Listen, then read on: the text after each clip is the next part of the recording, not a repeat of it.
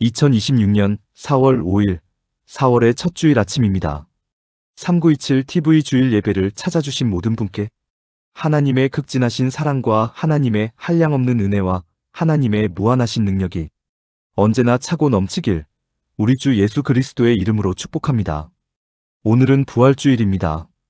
사흘 전 금요일 십자가 위에서 돌아가셨던 예수님께서 다시 살아나신 것을 기념하는 부활주일입니다. 예수님의 부활은 정말로 기쁘고 정말로 대단한 사건입니다. 왜냐하면 예수님의 부활로 말미암아 내가 죄에서 구원받고 하나님의 성도가 되었기 때문입니다. 이 감사함을 마음 깊숙이 안고 오늘의 예배를 시작하도록 하겠습니다. 다 같이 묵도하시겠습니다.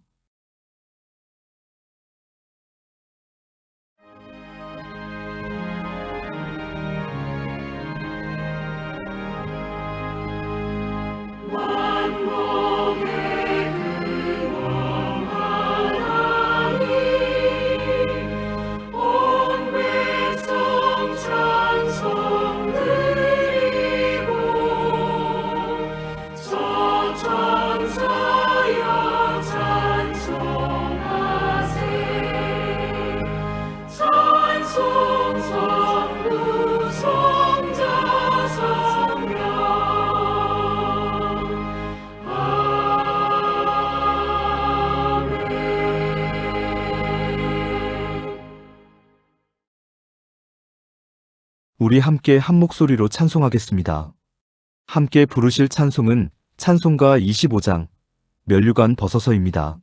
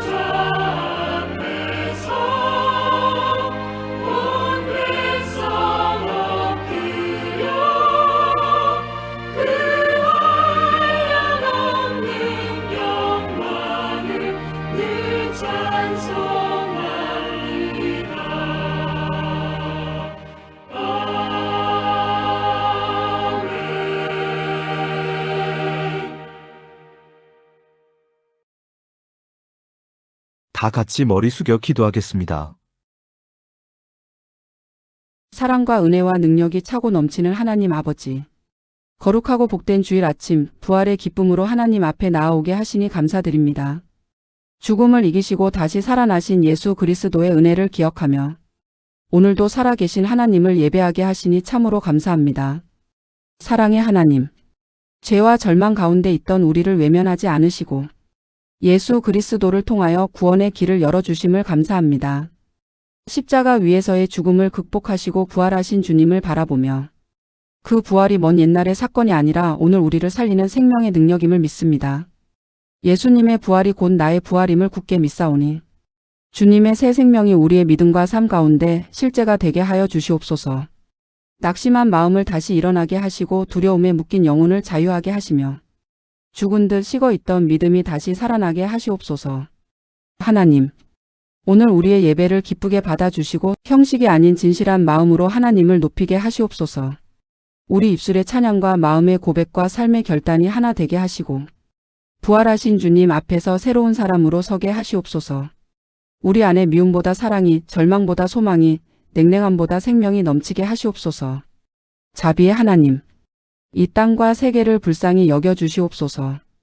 전쟁이 그치게 하시고 폭력과 증오가 멈추게 하시며 더 이상 죄 없는 이들의 눈물이 흐르지 않게 하시옵소서. 전쟁과 재난과 여러 문제로 신음하는 이들을 기억하여 주시고 상한 몸과 마음을 싸매 주시며 잃어버린 일상과 무너진 삶을 회복시켜 주시옵소서. 또한 질병으로 고통받는 이들에게 치유의 은혜를 베풀어 주시고 관계의 아픔으로 신음하는 이들에게 화해와 회복의 길을 열어 주시옵소서. 물질의 어려움으로 무너져 가는 이들에게 필요한 것을 채워 주시고 낙심과 불안 속에 지친 마음마다 다시 살아갈 힘과 용기를 더하여 주시옵소서. 피난민과 환자와 외로운 이들, 경제적 어려움 속에 있는 이들, 가정과 일터와 삶의 자리에서 눈물로 견디는 이들에게 하늘의 위로와 새 힘을 허락하여 주시옵소서.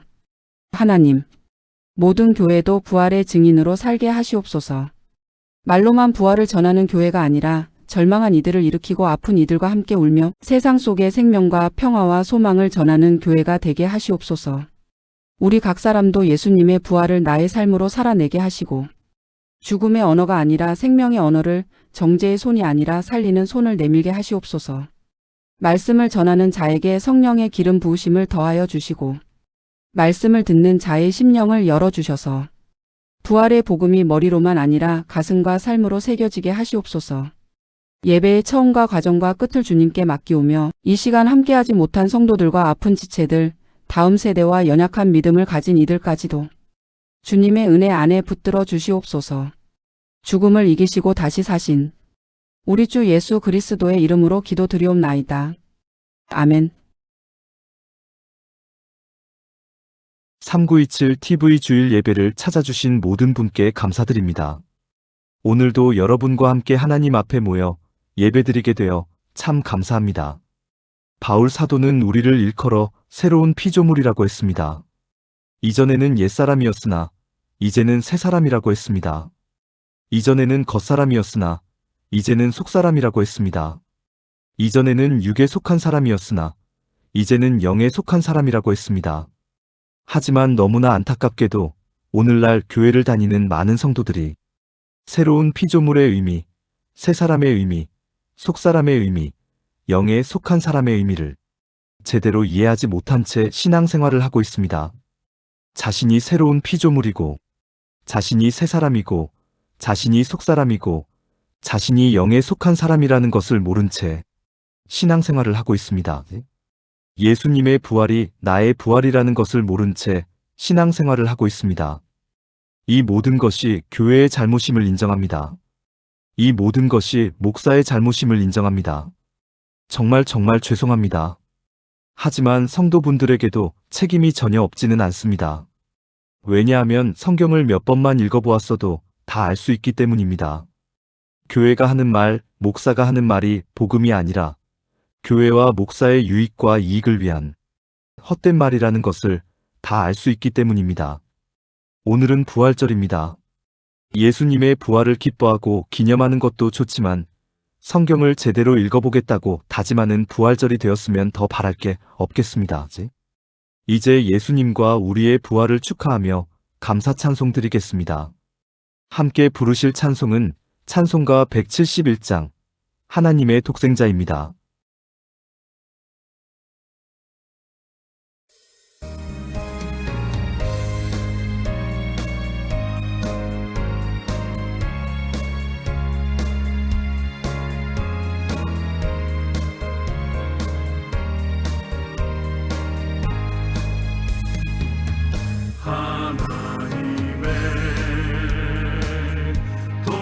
독생자 예수 날 위하여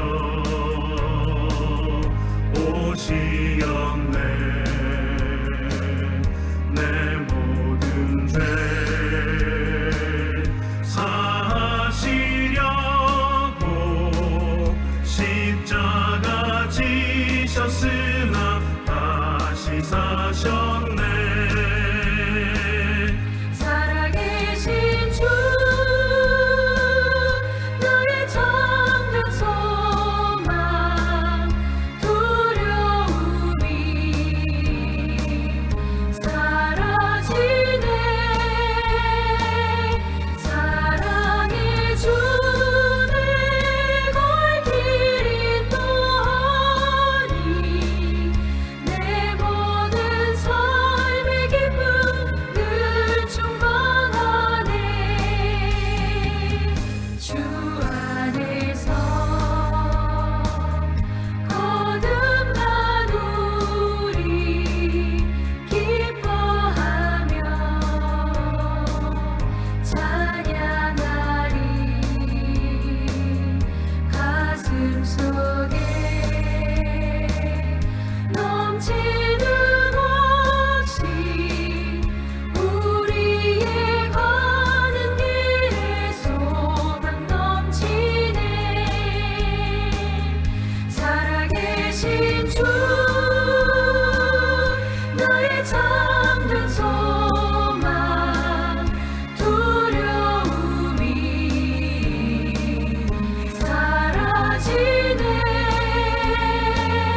사랑의 주를 갈 길이 또하니 내 모든 삶의 기쁨 늘 충만하네.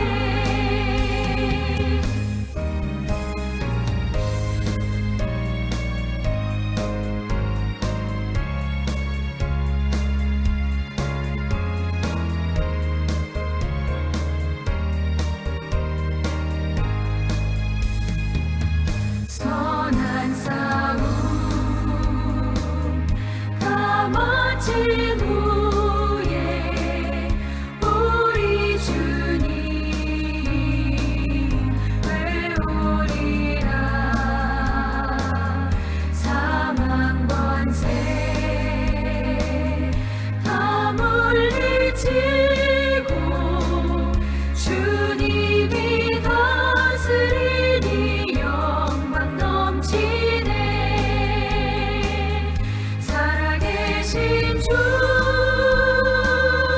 나의 참된 소망 두려움이 사라지네.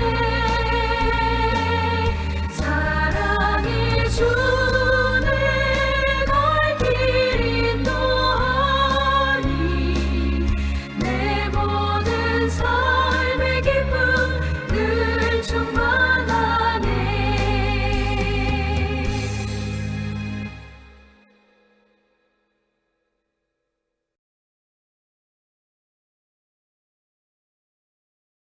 오늘 하나님께서 우리에게 주신 말씀은 요한복음 5장 1절로 18절입니다. 다 같이 한 목소리로 합독하겠습니다. 그 후에 유대인의 명절이 되어 예수께서 예루살렘에 올라가시니라. 예루살렘에 있는 양문 곁에 히브리 말로 베데스다라 하는 못이 있는데 거기 행각 5이 있고 그 안에 많은 병자, 맹인, 다리 저는 사람, 혈기 마른 사람들이 누워 물의 움직임을 기다리니 이는 천사가 가끔 못에 내려와 물을 움직이게 하는데 움직인 후에 먼저 들어가는 자는 어떤 병에 걸렸든지 낫게 되밀어라. 거기 38해 된 병자가 있더라. 예수께서 그 누운 것을 보시고 병이 벌써 오래된 줄 아시고 이르시되 내가 낫고자 하느냐. 병자가 대답하되 주여 물이 움직일 때에 나를 못에 넣어주는 사람이 없어. 내가 가는 동안에 다른 사람이 먼저 내려가나이다. 예수께서 이르시되 일어나 내 자리를 들고 걸어가라 하시니 그 사람이 곧 나아서 자리를 들고 걸어가니라. 이날은 안식일이니 유대인들이 병 나은 사람에게 이르되 안식일인데 내가 자리를 들고 가는 것이 옳지 아니하니라. 대답하되 나를 낫게 한 그가 자리를 들고 걸어가라 하더라 하니 그들이 묻되 너에게 자리를 들고 걸어가라 한 사람이 누구냐 하되 고침을 받은 사람은 그가 누구인지 알지 못하니 이는 거기 사람이 많음으로 예수께서 이미 피하셨습니다. 그 후에 예수께서 성전에서 그 사람을 만나 이르시되 보라 내가 나았으니 더 심한 것이 생기지 않게 다시는 죄를 범하지 말라 하시니 그 사람이 유대인들에게 가서 자기를 고친 이는 예수라 하니라. 그러므로 안식일에 이러한 일을 행하신다 하여 유대인들이 예수를 박해하게 된지라. 예수께서 그들에게 이르시되 내 아버지께서 이제까지 일하시니 나도 일한다 하시매 유대인들이 이로 말미암아 더욱 예수를 죽이고자 하니 이는 안식일을 범할 뿐만 아니라 하나님을 자기의 친아버지라 하여 자기를 하나님과 동등으로 삼으심이러라. 아멘. 오늘 본문의 내용은 그렇게 어렵지 않습니다. 예수님께서 베데스다 연못가에서 38회 동안 병을 앓고 있는 사람을 말씀으로 고쳐주셨다는 내용입니다. 그런데 이 일이 안식일에 이루어진 일이라 유대인들이 예수님에 대해 앙심을 품었고 예수님을 죽이고자 하는 마음을 품었다는 내용입니다. 내용 자체에는 어려울 게 없습니다. 그러나 오늘 본문 내용 속에는 그동안 우리가 생각해보지 않았던 내용들이 많이 들어있습니다. 즉, 살펴볼 내용들이 제법 많이 있다는 뜻입니다. 물론 예수님께서 말씀으로 병자를 고쳐주셨고 그런 예수님을 유대인들이 죽이고자 하는 마음을 품었다는 것이 핵심이 되는 내용이기는 합니다. 하지만 왜 이런 일이 일어나게 되었는지 그 배경을 우리가 정확히 이해하고 있어야만 핵심이 되는 내용도 바르게 이해할 수 있습니다. 그래서 오늘은 그 배경을 살펴보는 일에 말씀의 초점을 한번 맞추어 보도록 하겠습니다.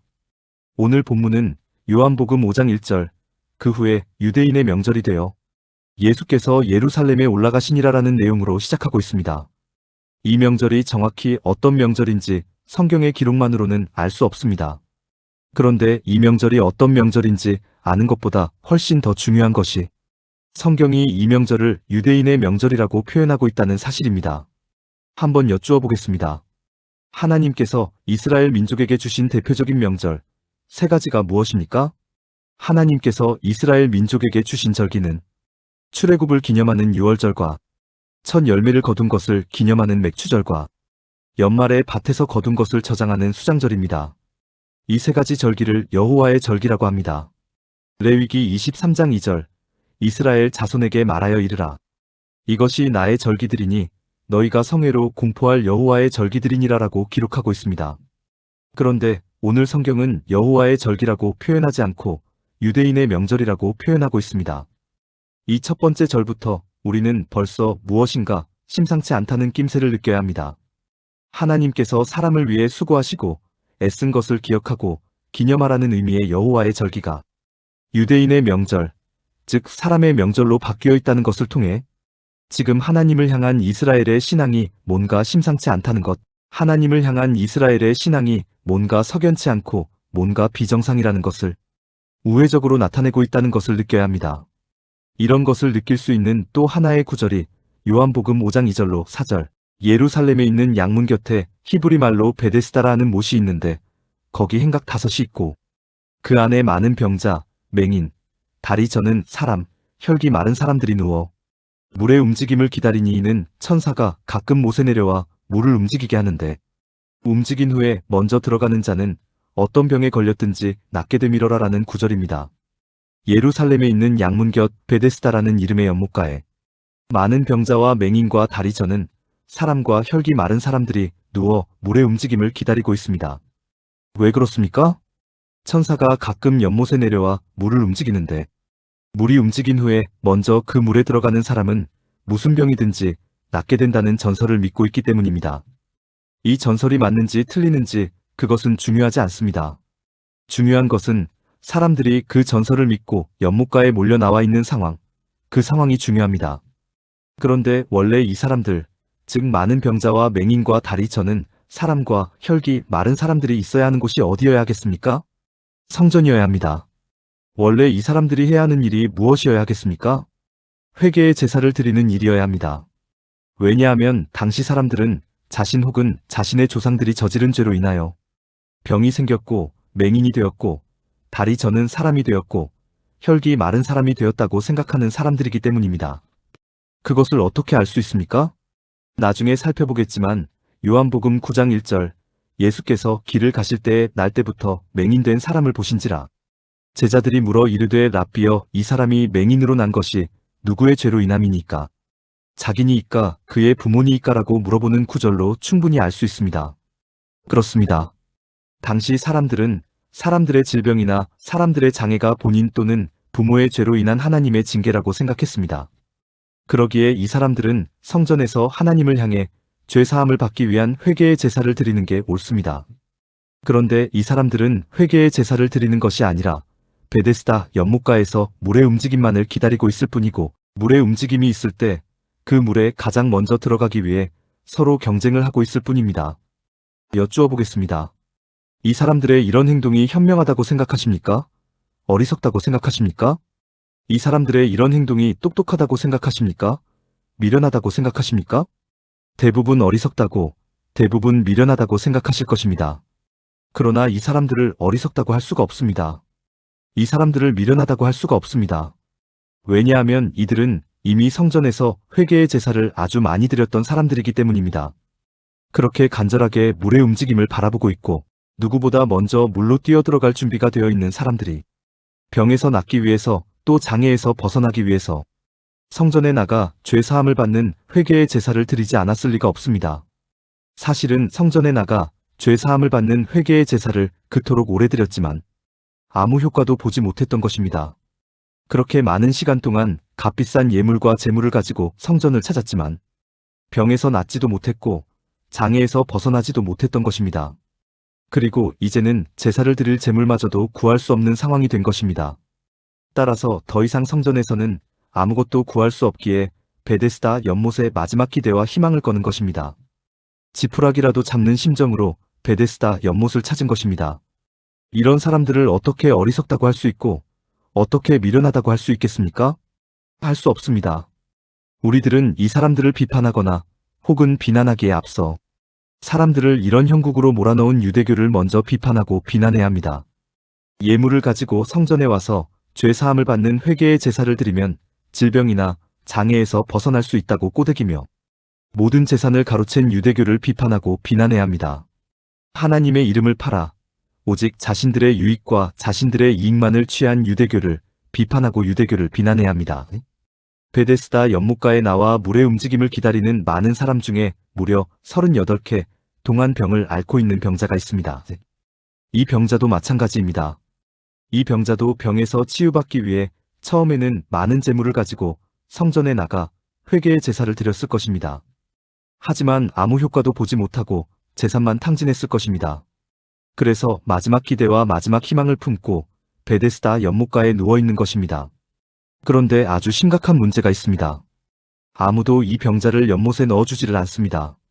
물의 움직임이 있을 때 가장 먼저 연못에 들어가야만 어떤 병에서든지 나음을 입을 수 있다고 하는데 아무도 이 병자를 도와주지 않습니다. 물의 움직임이 있으면 모두가 저 먼저 그 물에 들어가려고 하기에 38개 동안 병을 앓고 있는 이 사람을 거들떠보지도 않습니다. 자기 자신밖에 모르는 사람들로 그득한 지옥 같은 세상을 보게 됩니다. 연못의 이름이 베데스다라고 하는데 베데스다는 집이라는 의미의 베이트와 은혜, 자비, 인애라는 의미의 헤세드의 합성어입니다. 따라서 베데스다는 은혜의 집, 자비의 집, 인애의 집이라는 의미입니다. 그런데 베데스다 연못가에서 은혜를 찾을 수 있습니까? 없습니까? 없습니다. 베데스다 연못가에서 자비와 인애를 찾을 수 있습니까? 없습니까? 없습니다. 물의 움직임이 보이면 자신이 가장 먼저 물로 뛰어들어가야 한다는 경쟁의 원리만 있을 뿐이며 내가 그 일을 해야만 질병이나 장애에서 벗어날 수 있다는 행위의 원리만 있을 뿐입니다. 이름만 은혜의 집, 이름만 자비의 집, 이름만 인애의 집일 뿐.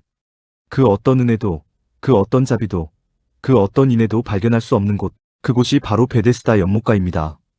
그런데 아무도 돌보아주지 않아서 스스로 능력으로는 결코 물에 들어갈 수 없는 38개 동안 병을 앓고 있는 사람에게 예수님께서 다가가십니다. 그리고 요한복음 5장 6절, 네가 낫고자 하느냐라고 묻습니다. 네가 낫고자 하느냐라는 예수님의 이 질문이 다소 엉뚱한 질문이 아닐 수 없습니다. 베데스다 연못가에 나와 있는 사람들은 모두 낫고자 하는 마음으로 나온 사람들이고 예수님도 이것을 모르실 리가 없기 때문입니다. 따라서 네가 낫고자 하느냐라는 예수님의 이 질문은 정말로 네가 병에서 낫기를 간절히 원하느냐라는 의미의 질문이 아닙니다. 이 질문의 의미는 네가 은혜 받기를 원하느냐? 라는 의미의 질문입니다. 네가 정말 은혜의 집, 자비의 집, 인애의 집이라는 의미의 베데스다 연못가에서 은혜와 자비와 인애를 원하느냐? 라고 묻는 것입니다. 간절하면 서로 통한다는 말이 있습니다. 예수님의 이 질문에 38개 동안 병을 앓은 병자는 요한복음 5장 7절 주여 물이 움직일 때에 나를 못에 넣어주는 사람이 없어. 내가 가는 동안에 다른 사람이 먼저 내려가나이다라고 대답합니다. 이 대답의 의미가 무엇입니까? 나는 힘이 없어 베데스다 연못물로 스스로 들어갈 수가 없습니다. 누군가가 도와주지 않으면, 즉 누군가가 은혜와 자비와 인애를 베풀어주지 않으면 나는 아무것도 할 수 없습니다. 그런데 사람들은 모두 나를 거들떠보지도 않고 저 살기에 급급합니다. 그러니 주여 제발 제게 은혜를 베푸소서, 자비를 베푸소서, 인애를 베푸소서 라는 의미의 말입니다. 물론 이 병자가 생각하는 은혜는 자신을 베데스다 연못물에 넣어주는 은혜입니다. 이런 병자에게 예수님은 진짜 은혜를 보여주십니다. 물에 들어가지 않아도, 즉 아무 일도 하지 않아도 병에서 치유를 받는 진짜 은혜를 보여주십니다. 예수님은 이 병자를 향해 요한복음 5장 8절 일어나 내 자리를 들고 걸어가라라고 말씀하십니다. 어떻게 되었겠습니까? 정말로 병이 나았습니다. 예수님의 말씀대로 이 병자가 곧 나아서 자리를 들고 걸어갈 수 있게 되었습니다. 이때 이 병자의 마음은 어떠했겠습니까? 정말로 놀랐을 것입니다. 정말로 기뻤을 것입니다. 할렐루야가 저절로 터져나왔을 것입니다. 성전에서 죄 사함을 받는 회개의 제사를 그렇게 많이 드렸어도 아무 소용이 없었습니다. 그저 가진 재산만 모두 빼앗기고 말았을 뿐입니다. 또 연못에 들어가고자 했으나 아무도 도와주는 이가 없어 그마저도 번번이 실패했습니다. 그런데 자신은 아무것도 한 것이 없는데 예수님의 말씀 한마디로 38회 동안 앓았던 병으로부터 완전한 치유를 받았습니다. 베데스다 연못물에 들어간 일도 없는데 예수님의 말씀 한마디로 건강한 사람이 되어 있습니다. 마치 지옥 같았던 베데스다 연못가에서 진짜 은혜, 진짜 자비, 진짜 인애가 일어난 것입니다. 이 일을 통해 이 병자는 내가 아무런 일을 하지 않았어도 어떤 결과가 내게 이루어질 수 있다는 것, 즉 은혜라는 것을 경험하게 되는 것입니다. 은혜라는 것을 깨닫게 되는 것입니다. 다시 말해 예수님께서 이 사람에게 진정한 은혜가 무엇인지 그것을 가르쳐 주신 것입니다. 그런데 문제가 생겼습니다. 이 병자는 일어나 내 자리를 들고 걸어가라라는 예수님의 말씀대로 했고, 그래서 병에서 치유받을 수 있었지만 하필 이날이 안식일이라 안식일 규정을 어긴 결과가 되었기 때문입니다. 여러분들은 아마도 이상하게 생각하실 수 있습니다. 안식일에 자리를 들고 걸어간 것, 그것이 왜 안식일 규정을 어긴 것인지 이상하게 생각하실 수 있습니다. 하나님은 출애굽기 20장 8절로 10절 안식일을 기억하여 거룩하게 지키라. 엿새 동안은 힘써 네 모든 일을 행할 것이나 일곱째 날은 내 하나님 여호와의 안식일인즉 너나 네 아들이나 내 딸이나 내 남종이나 내 여종이나 내 가축이나 네 문 안에 머무는 객이라도 아무 일도 하지 말라라고 말씀하셨습니다. 이 말씀의 핵심은 안식일은 사람의 안식일이 아니라 여호와의 안식일이라는 것이고 사람을 위하여 수고하고 애쓴 하나님을 기억하라는 것입니다. 하나님도 안식하시니 사람 너희도 하나님처럼 안식하며 하나님을 기억하라는 것입니다. 그래도 나 하나님이 너희의 삶을 책임지시겠다는 것입니다. 그러나 유대교는 아무 일도 하지 말라는 내용을 가장 핵심된 내용으로 받아들였습니다. 그래서 아무 일도 하지 않는 시행세칙을 만들었습니다. 그 안식일 시행세칙에 따르면 안식일에 사람이 1km 이상을 걸어가는 것이 금지되었습니다. 또 환자가 누워있는 침상을 운반할 수는 있었지만 환자가 누워있지 않은 침상을 운반하는 일은 금지되었습니다. 왜 그렇습니까? 그것을 일이라고 생각했기 때문입니다. 안식일은 일하지 않는 날이기에 그 어떤 일도 해서는 안 된다는 것이었습니다. 결국 38회 동안 병을 앓았던 병자가 자기가 누워있던 빈자리를 들고 가는 행위는 유대인들이 보기에 안식일 규정을 어긴 결과가 되었던 것입니다. 그래서 유대인들은 요한복음 5장 10절 안식일인데 네가 자리를 들고 가는 것이 옳지 아니하니라라고 따집니다. 또 요한복음 5장 12절 너에게 자리를 들고 걸어가라 한 사람이 누구냐라고 묻습니다. 38회 동안 병을 앓고 있던 사람이 병에서 치유받은 것을 축하해주지는 못할 망정 안식일 규정을 어겼다고 온갖 트집만을 잡는 유대인. 누가 그를 고쳐주었는지 묻는 게 아니라 누가 그에게 자리를 들고 가라고 했는지 묻는 유대인들의 모습을 발견할 수 있습니다. 아주 오랜 시간 동안 병 앓는 사람을 위해 해준 것은 아무것도 없으면서 오히려 죄 사함을 받는 회개의 제사를 드리라고 함으로써 그 사람의 재산만 다 가로챘으면서 정작 안식일 규정을 어겼다고 트집 잡는 지옥 같은 세상을 보게 되는 것입니다.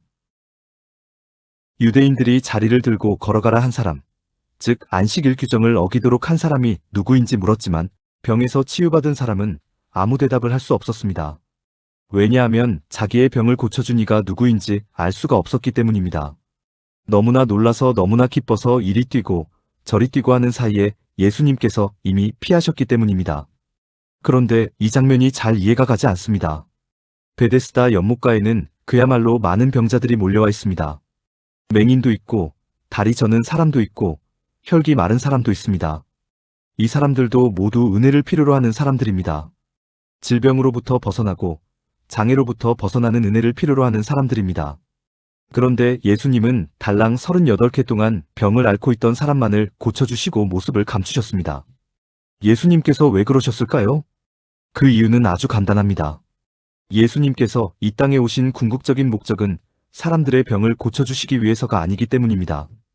예수님은 모든 사람을 죄에서 구원하기 위해 이 땅의 구원자로 오신 분이십니다. 그 구원의 때를 향해 예수님은 담대히 걸어가십니다. 그런데 많은 사람들이 예수님께로 몰려오면 예수님께서 계획하신 구원의 때가 이르기 전에 예수님께서 붙잡히심으로써 이를 그르칠 수도 있습니다. 그러기에 예수님은 피하시는 것입니다. 예수님께서 피하셨던 또 하나의 이유는 많은 사람들이 병을 앓고 있고 장애를 가지고 있는 것이 큰 문제가 아니기 때문입니다. 물론 당사자들에게는 큰 문제이고 당사자들에게는 질병과 장애로부터 벗어나는 것보다 더 중요한 것은 없습니다. 그러나 예수님 보시기에 이들의 가장 큰 문제는 질병이 아니고 장애가 아닙니다. 예수님께서 보시기에 이들의 가장 큰 문제는 바로 죄의 문제입니다. 38개 동안 병든 사람을 거들떠보지도 않는 죄의 문제입니다. 그래서 때가 찼을 때 이 죄의 문제를 해결해 주시기 위해 예수님은 자리를 피하셨던 것입니다. 예수님께서 귀찮거나 냉정해서 혹은 안식일을 범했다는 이유로 유대인들에게 붙잡힐 게 두려워 피한 것이 아니라는 사실을 꼭 기억하셔야 합니다. 며칠 후 병에서 나은 사람은 성전에서 예수님을 만나게 됩니다. 그리고 예수님은 그 사람에게 요한복음 5장 14절 보라 네가 나았으니 더 심한 것이 생기지 않게 다시는 죄를 범하지 말라라는 당부의 말씀을 하십니다. 그런데 예수님의 이 말씀을 우리가 또 많이 오해합니다. 다시 또 죄를 범하면 더 심한 병이 생길 수도 있다고 말씀하신 것으로 오해합니다. 그러나 그런 의미의 말씀이 아닙니다. 만약 그런 의미의 말씀이었다면 하나님도 다른 신들과 마찬가지로 사람의 행위에 따라 반응하시는 상벌의 하나님, 보상의 하나님이 되실 뿐입니다. 유대교에서 설명하는 하나님과 예수님께서 설명하시는 하나님이 하나도 다르지 않은 결과가 되는 것입니다. 사랑과 은혜는 없고 오직 상벌만 있는 무시무시한 하나님이 되는 것입니다. 이 말씀은 죄로 인하여 병이 생겼다고 생각하는 사람의 수준과 차원에 맞춰서 네가 은혜를 받아 병으로부터 나음을 입었으니 이제는 그 은혜에 합당한 삶을 살아가라는 의미의 말씀입니다. 이제 하나님의 은혜로 건강을 회복했으니 더 이상 건강 걱정하지 말고 기쁘고 즐겁고 신나고 행복하게 이 세상을 살아가라는 당부의 말씀입니다. 여하튼 이 일을 계기로 병 고침을 받은 사람은 자기를 낫게 해준 이가 예수님이라는 것을 알게 되었습니다. 그리고 그 사람은 그 길로 유대인들에게 달려가 자기를 고쳐준 이는 예수라고 알려줍니다. 혹자는 이것을 고발이라고 이야기하는 사람도 있습니다. 유대인들이 너에게 자리를 들고 걸어가라 한 사람이 누구냐라고 물었기에 비록 며칠이 지났지만 예수님을 고발한 것이라고 말하는 사람도 있습니다. 그러나 그렇지 않습니다. 그렇지 않다는 증거가 요한복음 5장 15절 그 사람이 유대인들에게 가서 자기를 고친 이는 예수라 하니라라는 기록입니다. 만약 고발이었다면 성경은 그 사람이 유대인들에게 가서 자기에게 자리를 들고 걸어가라 한 이는 예수라 하니라라고 기록했을 것입니다. 그렇습니다. 이 사람은 예수님을 고발하려고 간 것이 아니라 예수님을 자랑함과 동시에 유대인들을 경계하기 위해 갔던 것입니다. 어이 유대인들!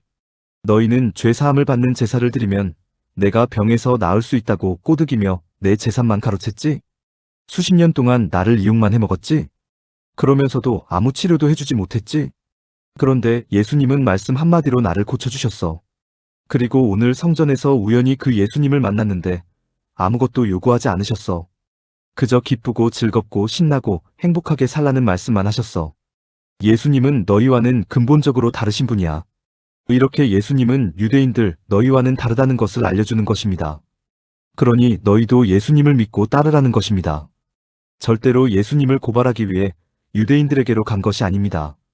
예수님으로부터 병 고침을 받은 사람은 정말로 순수한 마음으로 유대인들을 찾아갔습니다. 예수님을 자랑하고 싶어서, 그리고 너희도 예수님을 믿고 따르라는 것을 권고하고 싶어서 유대인들을 찾아갔습니다. 그런데 그 사람의 순수한 행위가 예수님께 도움이 되겠습니까? 되지 않겠습니까? 되지 않습니다. 아무 도움도 되지 않습니다. 오히려 유대인들의 화만 돋우었을 뿐입니다. 그 내용이 요한복음 5장 16절, 그러므로 안식일에 이러한 일을 행하신다 하여 유대인들이 예수를 박해하게 된지라라는 내용입니다. 처음에는 예수님께서 안식일에 자리를 들고 걸어가도록 한 것만 문제 삼았지만 이제는 안식일에 병을 고쳐준 것까지 문제 삼는 것입니다. 안식일은 하나님을 기억하고 사람을 살리기 위해 주어진 것인데 사람을 살리는 행위까지 문제 삼는 것입니다. 이에 대해 예수님은 요한복음 5장 17절, 내 아버지께서 이제까지 일하시니 나도 일한다 라고 말씀하십니다. 안식일이 일을 하지 않는 날이 아니라는 것입니다. 안식일에 하나님께서 안식하시지만 일을 하지 않기 위해 안식을 하는 것이 아니라 안식을 하시면서도 사람을 살리는 일은 여전히 멈추지 않고 계신다는 의미입니다. 그 하나님처럼 나 예수도 안식일에 사람을 살리는 일은 멈추지 않겠다고 선언하시는 가운데 유대인들에게 안식일의 진정한 의미를 깨우쳐 주시는 것입니다. 그런데 예수님의 이 가르침을 유대인들이 순순히 받아들일까요? 받아들이지 않을까요? 받아들이지 않습니다. 오히려 유대인들은 예수님께서 안식일을 범했을 뿐만 아니라 하나님을 자기의 친아버지라고 칭하며 자기를 하나님과 동등한 존재로 삼았다는 것을 빌미로 예수님을 죽이려고 도모합니다. 그 내용이 요한복음 5장 18절, 유대인들이 이로 말미암아 더욱 예수를 죽이고자 하니 이는 안식일을 범할 뿐만 아니라 하나님을 자기의 친아버지라 하여 자기를 하나님과 동등으로 삼으심이러라라는 내용입니다.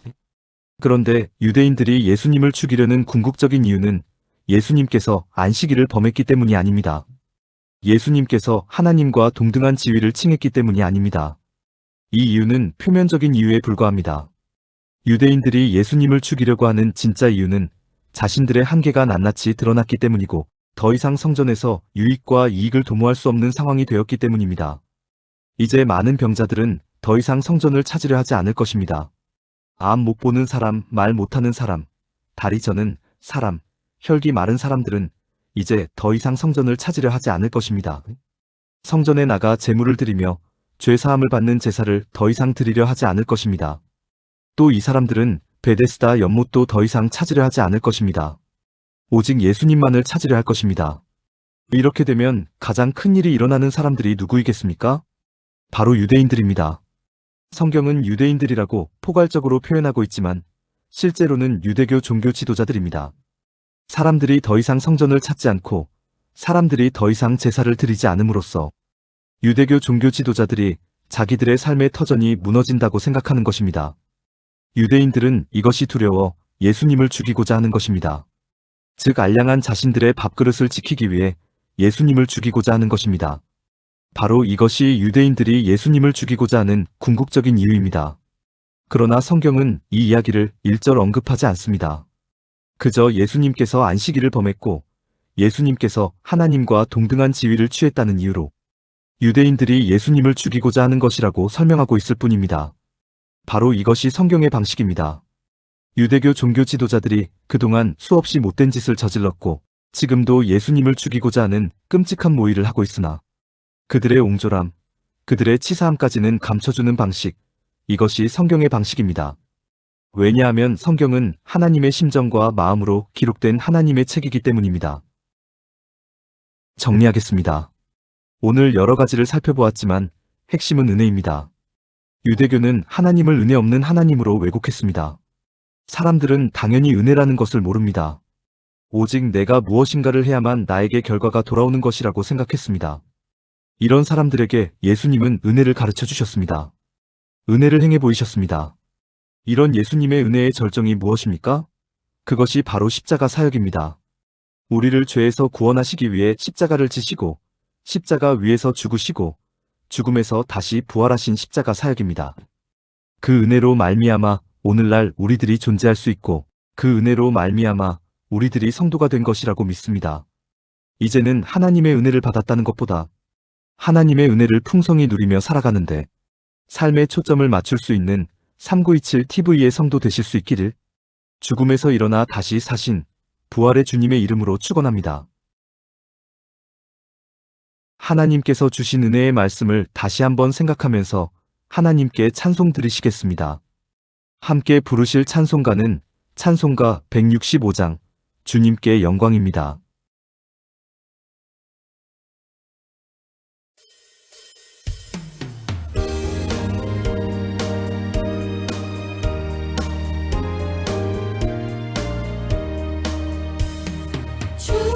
주님께 영광 다시 사신 주 사망 권세 모두 이기시었네. 이옷 입은 천사 돌을 옮겼고 누우셨던 곳은 비어 있었네. 주님께 영광 다시 사신 주 사망 권세 모두 이기시었네. 부활의 주님 나타나시사 두려움과 의심 물리치셨네. 주의 교회 기뻐 찬송하여라. 다시 사신 주님 죽음 이겼네. 주님께 영광 다시 사신 주 사망 권세 모두 이기시었네.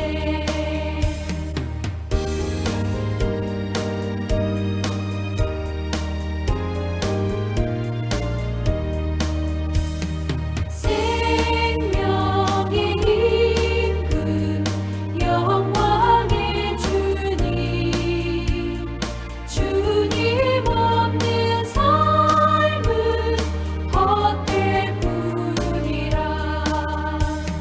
주의 사랑으로 세상 이기고 요단 건너 본향 가게 하소서. 주님께 영광 다시 사신 주 사망 권세 모두 이기시었네.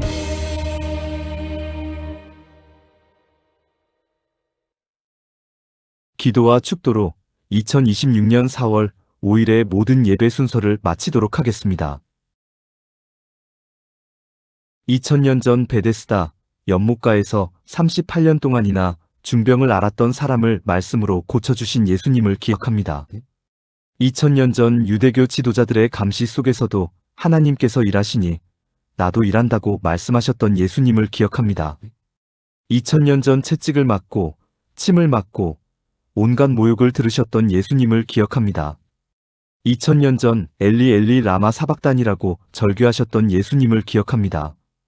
2000년 전 모진 십자가 죽음을 이기고 영광스럽게 부활하신 예수님을 기억합니다. 예수님의 그 뜨거운 사랑과 헌신으로 말미암아 우리가 새로운 피조물이 되었음을 고백합니다. 옛사람을 버리고 새사람을 입었음을 고백합니다. 겉사람을 버리고 속사람을 입었음을 고백합니다. 육에 속한 사람을 버리고 영에 속한 사람을 입었음을 고백합니다. 이제 하나님의 성도, 하나님의 자녀, 하나님의 백성이 되었으니 우리가 하나님의 심정과 마음과 성품과 속성과 가치와 원리를 가슴 깊이 품고 온전한 삶, 형통한 삶, 의로운 삶, 행복한 삶 살아갈 수 있도록 하나님께서 은혜에 은혜를 더하여 주시옵소서. 이제는 천지 만물을 창조하시고 그 천지 만물을 다스리는 자로 사람을 세우신 성부 하나님의 한량없는 은혜와 죄의 사슬에 묶여 헤어날 수 없는 사람을 십자가 죽음으로 구원하신 성자 예수 그리스도의 극진하신 사랑과 우리가 언제나 온전한 길, 형통한 길, 의로운 길, 행복한 길을 걸어갈 수 있도록 보호하시고 인도하시는 성령님의 무한하신 능력이 하나님의 모든 백성 위에 영원토록 함께 하시길 간절히 축원하옵나이다. 아멘.